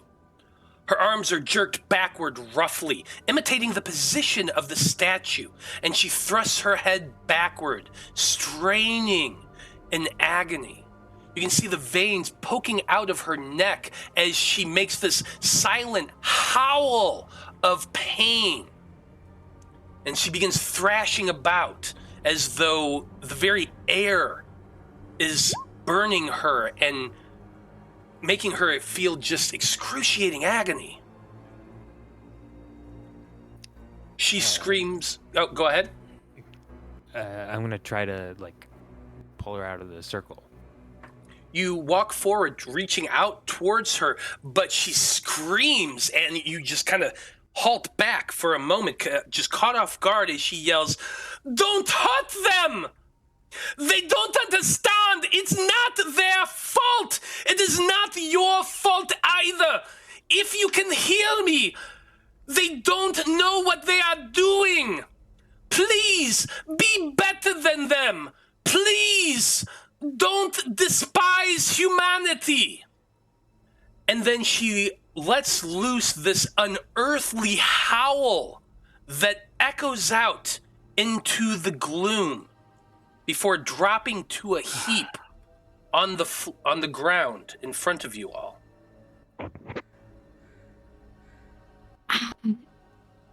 Kaga, go over and check her. Just, see if she's still breathing, make sure she's okay.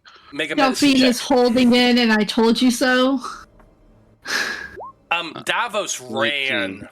Davos just straight up turned and ran away and is hiding behind one of the walls back there.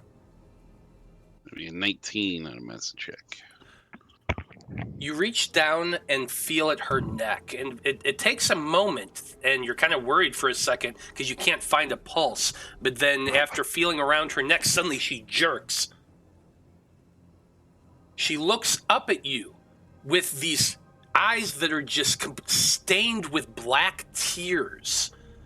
The soot from the ground beneath her is staining her clothes and her hands. And then she looks down again at the ground and begins just ripping at the ground at her feet, tearing up gigantic chunks of earth. In an almost frantic manner, like you can see her nails begin to crack as she's digging at the dirt at right in front of her, and like the ground is hard, so it's taking a lot of effort. And she's just crying and crying as she's doing this. All right. Dude, what are you doing, dear? Why are you? What's going on? What's in your head? What are you seeing? She doesn't seem to respond to you at all, almost as though can't even hear you. Big guy. This is like, I hate to say grab her again, but grab her again. Urzak kind of takes a moment of pause, thinking about what's just happened here, and thinking about the look that Irina had on her face when he used that fire ability earlier in the day, and kind of lets this play out for a minute. Okay. As you see her doing this, after several moments of dirt just being pushed back side to side, she cups something and sits upward again. Kneeling on the ground, she opens her hands, and you all can see in the dirt and grime there a locket, a silver locket on a chain. Trembling, the young woman begins rubbing at the locket, smearing away the muck and dirt. She kind of cleans it up for a moment, using the hem of her shirt to clear away the mud. And when it's finally clean enough to her satisfaction, you watch as she opens it and looks inside of it. Her palm is open. You can all see what she's seeing.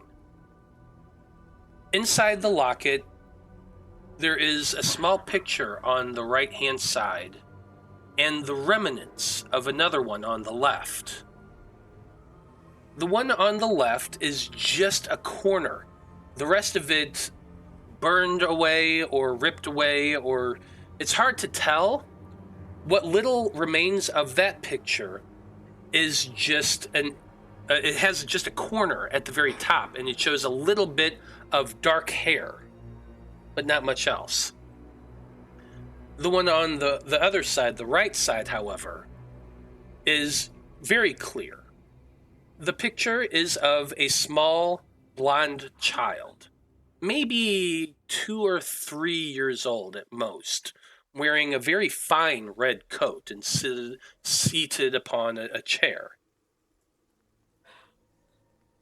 Upon seeing the child, Irina cradles the locket to her breast and whispers a name. Alexander.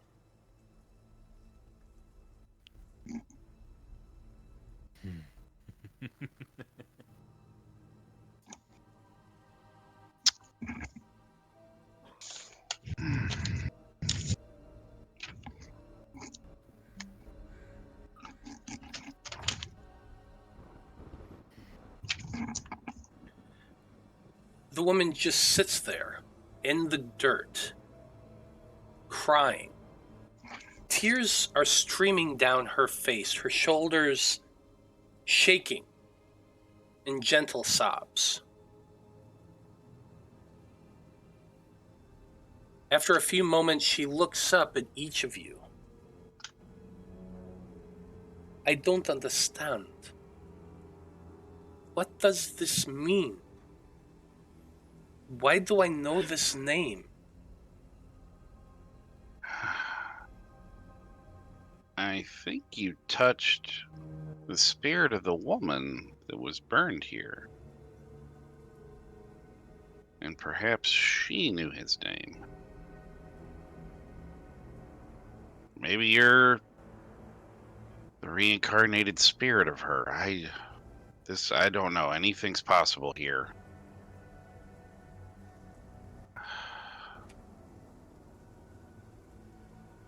Maybe that's why he's so interested in you.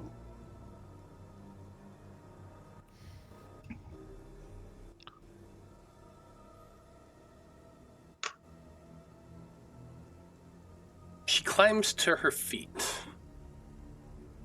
pushing herself upwards, and dusts herself off a little bit as she tucks the locket into her coat pocket. Just now, how much of that do you remember happening? I remember flames. I remember my arms tied back, ropes winding tight around my wrist, cutting off the circulation. I remember pain. I remember the flames licking across my arms. I remember screaming in agony. I remember seeing a necklace fall down by my feet. It was impulse to dig there. Who was I? I think you were Lise. Two. Do you recall who you were shouting at? Or shouting to? Does that ring a bell? Is there a sensation that you know who she was shouting for?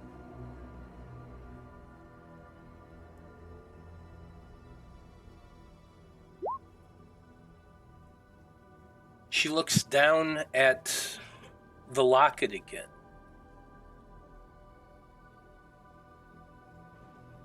I think I was calling to him.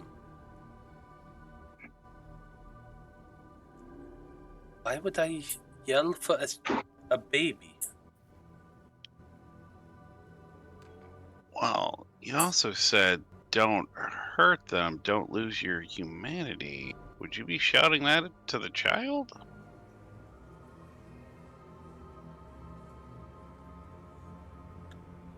She tries to hold on to the idea, but you can see it's like she's trying to grasp at straws. She was trying to remember so hard, and that last word, the child's name, just keeps sliding onto her tongue, and she whispers the name once again, Alexander.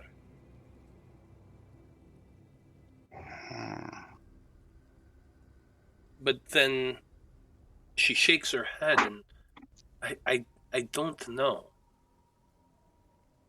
I just don't know.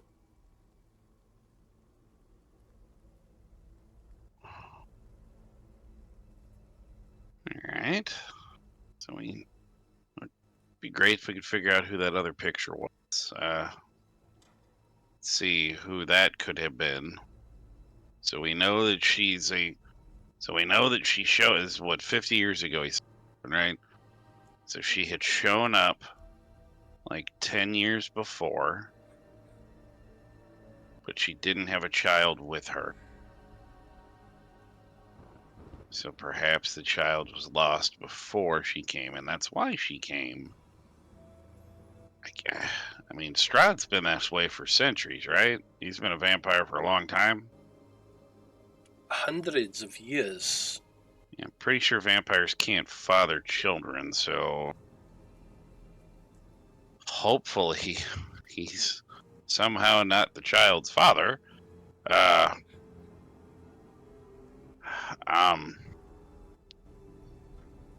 But maybe somehow that's why she came here, was losing the child, and that's why he was looking after her. But we'll have to see if we'll start asking around about Alexander, if anybody that means anything to anyone.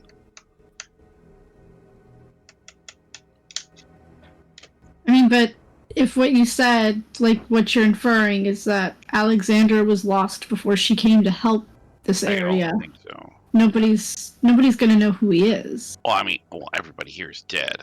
But I was thinking maybe once we get to the Abbey, maybe they would have some information, or I mean, dare I say we go ask our ghostly host. I doubt it's his son, because why would she be wearing a locket with his child, a picture in it? Plus, I think his boy was older than 2.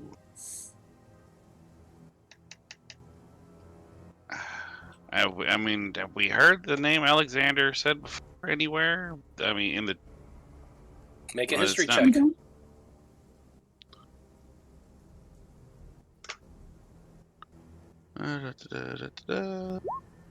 Oh, God, great. You know without It's a shadow. 23. You know without a shadow of a doubt that you have not heard that name before. Yeah, and so I said, I was like, I don't think anybody's said it. I don't think anybody's brought it up. All right. Well, if we get somewhere, Irina, do they keep records of birth and death anywhere, like in your town? Do the towns here do those things?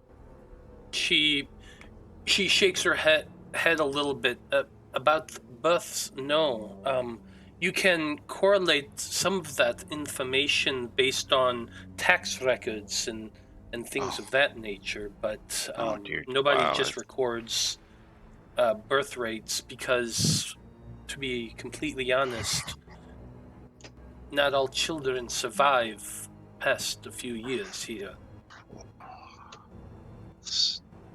Such a vacation spot. All right, so town records. I mean, except for tax records, won't be that much help. I mean, we'll have to just see if this info pops up along the way. I don't know where else to look for it, unless we can somehow commune with her spirit. But I mean, I don't have the power of that yet to do something like that. No.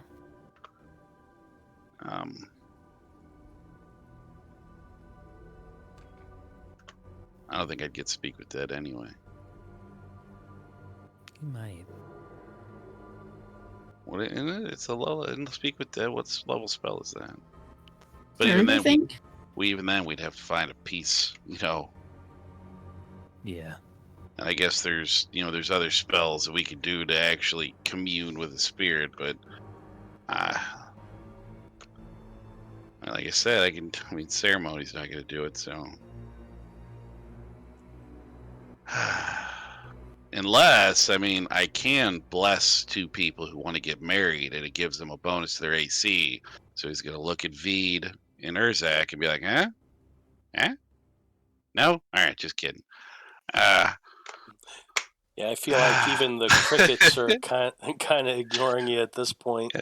Yeah, I touched 2 willing humanoids willing to be bonded together in marriage, and for the next 7 days, you guys get a +2 to your AC. As long as you're within 30 feet of each other. I mean, I want to be able to do something for her to put her at rest, but I mean, typically we would need. I mean, this is desecrated land, and I'm not powerful enough to do anything about that yet. I mean,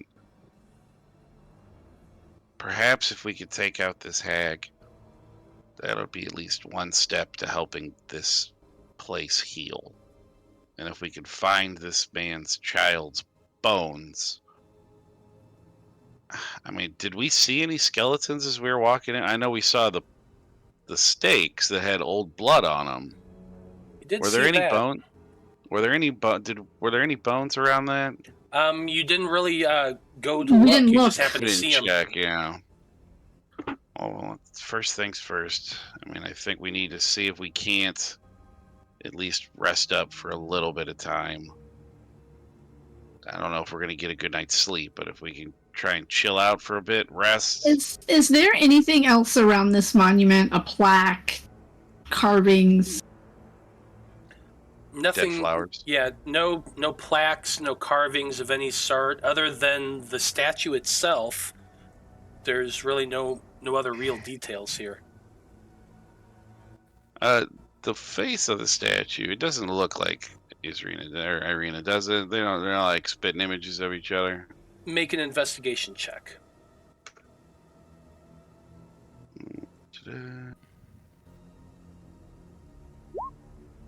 Yeah, 12. Difficult to tell. Yeah, I'm sure. There's similarities, but I mean, it's in the form of a woman, so. Yeah, I mean. What's up, Urzak? I was going to say, since we're kind of winding down probably before too long, can I pay it forward like Danika did for me last time and give that nat 20? Yeah, absolutely. Oh, is that investigation check? Yeah, Sure. if you want to use that for that. Well, with the nat 20, I will say that yes, the details are actually pretty damn spot on for Irina's face. So Strahd's been his way for centuries, and he keeps going after. And they said this happened 50 years ago. Or she died 50 years ago, was it? Or Yeah. Okay. Irina, well, actually, how old it was less than that. It was Oh. He said it was anywhere between 30 and maybe 50 at most, but he also said he has a hard time marking the passage of time. I feel like we've been told in the past that Aldra was destroyed around 40 years ago or so. Yes, that is correct. Irina, dear, remind me, how old are you? I'm 22.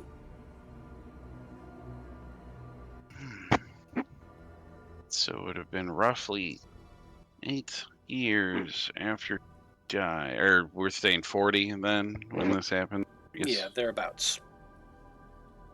So roughly 20 years after she passed, you were born. And you're starting to exhibit the same abilities as her. I mean, I really need to speak to the father at this abbey and get some kind of clarification on this world. Because, I mean, those children, their spirits were trapped. We helped lay their bodies to rest, and we hope those children passed on. This gentleman's been trapped here by Strahd, and hopefully we can help him too. I would love to know, I mean, can we ever really know if spirits pass on?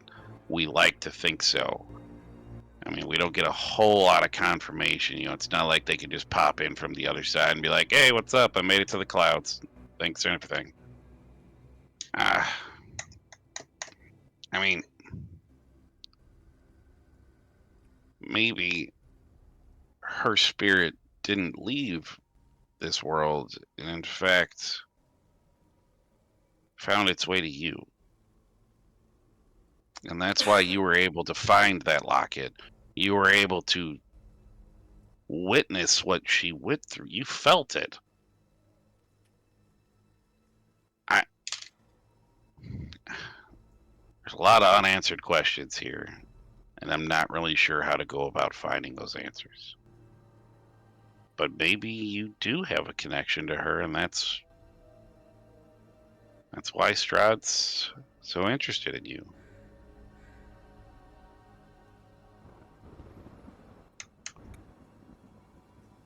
we need to find out more about her, too. Find out who this woman was.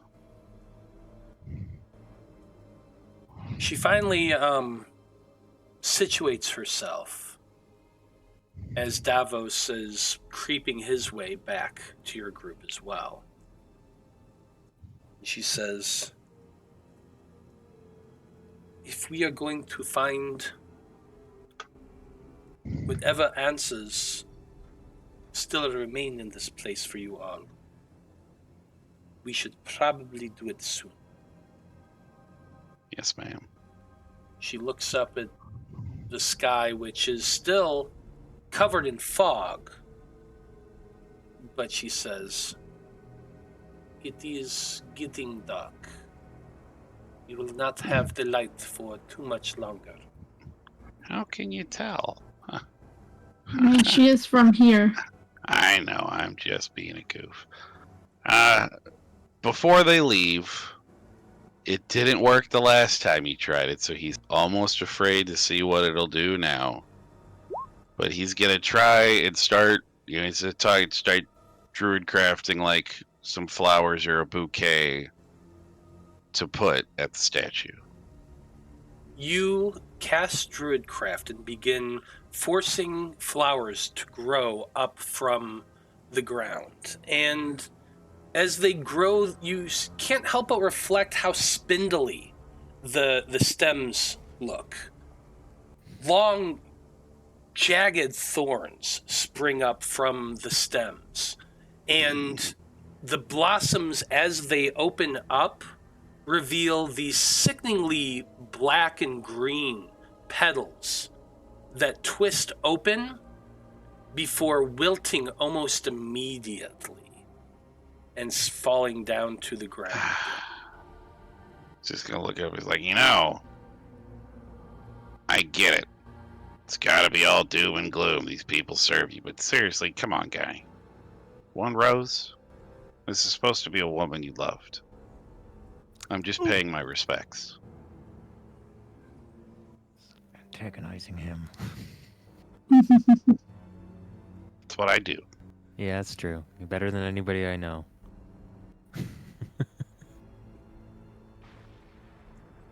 I mean, he'll start as he's gonna keep speaking. He's like, I know you don't want us here. But regardless of what you do, I'm gonna still try to help. And that includes you.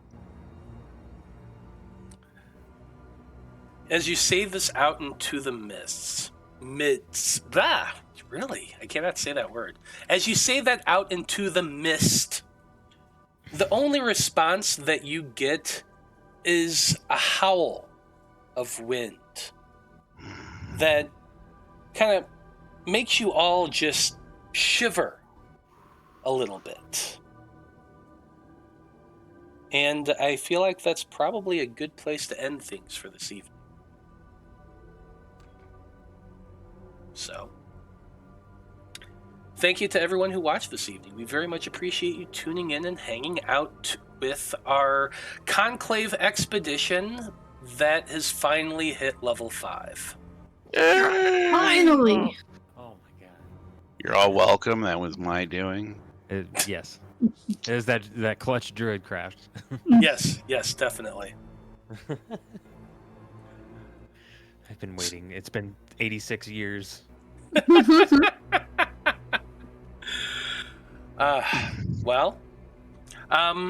As always, we go around the table and have everyone tell us who they are and where we can find you on the internet. And Marty, since you did the recap, why don't you go ahead and go first? Well, hi, I'm Marty. I've been Urzak this evening and all the other evenings since and upcoming. You can find me on the Bard Rock Network, where I'm doing 50 million things. You can see me as a guest currently on Bard Rock Cafe. You can see me on my actual play book club, College of Whispers. New episode coming next week, Wednesday. And my home actual play, Wayfaring Strangers, where my band plays games. Nothing to report on that front yet, but hopefully in the next couple months we'll have something to show off.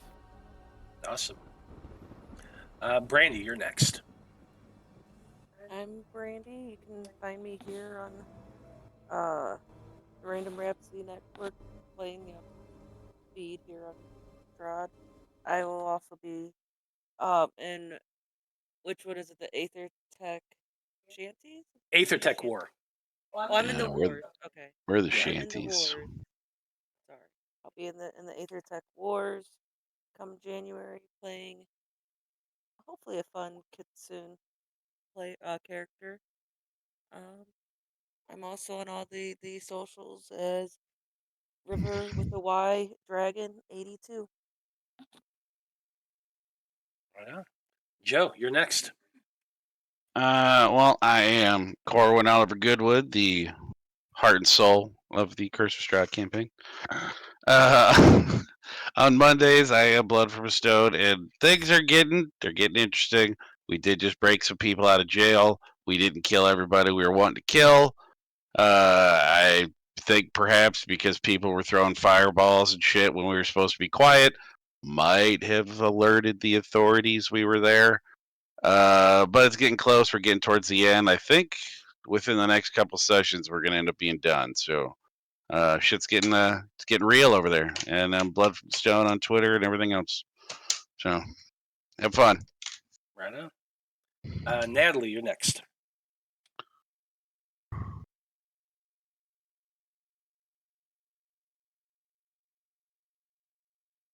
Natalie?